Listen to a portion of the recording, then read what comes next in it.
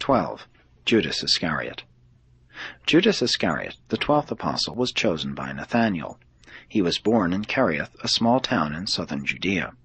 When he was a lad, his parents moved to Jericho, where he lived and had been employed in his father's various business enterprises until he became interested in the preaching and work of John the Baptist. Judas's parents were Sadducees, and when their son joined John's disciples, they disowned him. When Nathanael met Judas at Tarichaea, he was seeking employment with a fish-drying enterprise at the lower end of the Sea of Galilee. He was 30 years of age and unmarried when he joined the apostles. He was probably the best educated man among the 12, and the only Judean in the Master's apostolic family. Judas had no outstanding trait of personal strength, though he had many outwardly appearing traits of culture and habits of training. He was a good thinker, but not always a truly honest thinker. Judas did not really understand himself. He was not really sincere in dealing with himself. Andrew appointed Judas treasurer of the 12, a position which he was eminently fitted to hold, and up to the time of the betrayal of his master he discharged the responsibilities of his office honestly, faithfully, and most efficiently. There was no special trait about Jesus which Judas admired above the generally attractive and exquisitely charming personality of the Master. Judas was never able to rise above his Judean prejudices against his Galilean associates. He would even criticize in his mind many things about Jesus.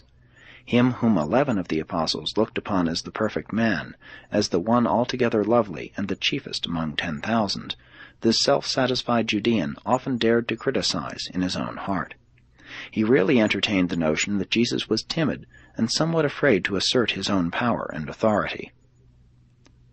Judas was a good businessman. It required tact, ability, and patience as well as painstaking devotion to manage the financial affairs of such an idealist as Jesus, to say nothing of wrestling with the helter-skelter business methods of some of the apostles. Judas really was a great executive, a far-seeing and able financier, and he was a stickler for organization.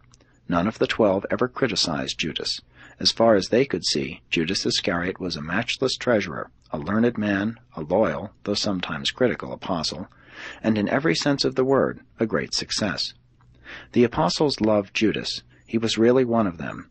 He must have believed in Jesus, but we doubt whether he really loved the Master with a whole heart. The case of Judas illustrates the truthfulness of that saying, "There is a way that seems right to a man, but the end thereof is death." It is altogether possible to fall victim to the peaceful deception of pleasant adjustment to the paths of sin and death. Be assured that Judas was always financially loyal to his master and his fellow apostles. Money could never have been the motive for his betrayal of the Master. Judas was an only son of unwise parents. When very young, he was pampered and petted. He was a spoiled child.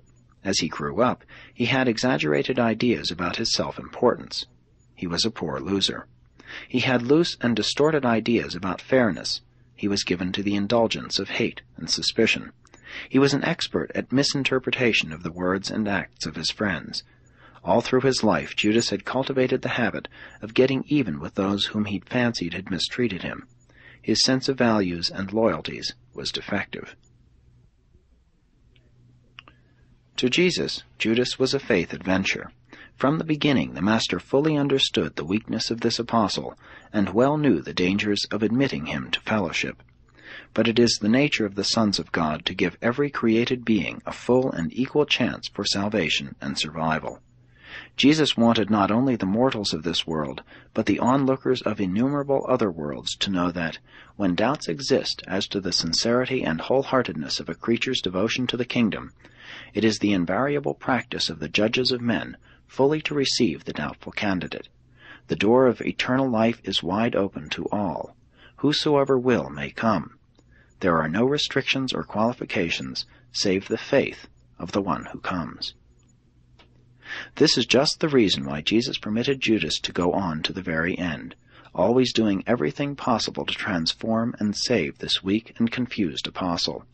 But when light is not honestly received and lived up to, it tends to become darkness within the soul. Judas grew intellectually regarding Jesus' teachings about the kingdom, but he did not make progress in the acquirement of spiritual character, as did the other apostles. He failed to make satisfactory personal progress in spiritual experience. Judas became increasingly a brooder over personal disappointment, and finally he became a victim of resentment. His feelings had been many times hurt, and he grew abnormally suspicious of his best friends, even of the Master. Presently he became obsessed with the idea of getting even, anything to avenge himself, yes, even betrayal of his associates and his Master. But these wicked and dangerous ideas did not take definite shape until the day when a grateful woman broke an expensive box of incense at Jesus' feet. This seemed wasteful to Judas, and when his public protest was so sweepingly disallowed by Jesus right there in the hearing of all, it was too much. That event determined the mobilization of all the accumulated hate, hurt, malice, prejudice, jealousy, and revenge of a lifetime, and he made up his mind to get even with he knew not whom. But he crystallized all the evil of his nature upon the one innocent person in all the sordid drama of his unfortunate life, just because Jesus happened to be the chief actor in the episode which marked his passing from the progressive kingdom of light into that self-chosen domain of darkness.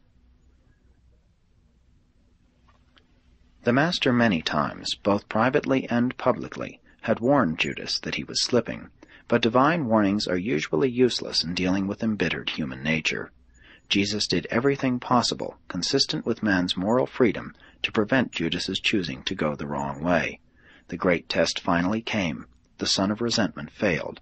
He yielded to the sour and sordid dictates of a proud and vengeful mind of exaggerated self-importance, and swiftly plunged on down into confusion, despair, and depravity. Judas then entered into the base and shameful intrigue to betray his Lord and Master, and quickly carried the nefarious scheme into effect. During the outworking of his anger-conceived plans of traitorous betrayal, he experienced moments of regret and shame, and in these lucid intervals he faint-heartedly conceived, as a defense in his own mind, the idea that Jesus might possibly exert his power and deliver himself at the last moment. When the sordid and sinful business was all over, this renegade mortal, who thought lightly of selling his friend for 30 pieces of silver to satisfy his long-nursed craving for revenge, rushed out and committed the final act in the drama of fleeing from the realities of mortal existence: suicide. The 11 apostles were horrified, stunned. Jesus regarded the betrayer only with pity. The worlds have found it difficult to forgive Judas, and his name has become eschewed throughout a far-flung universe.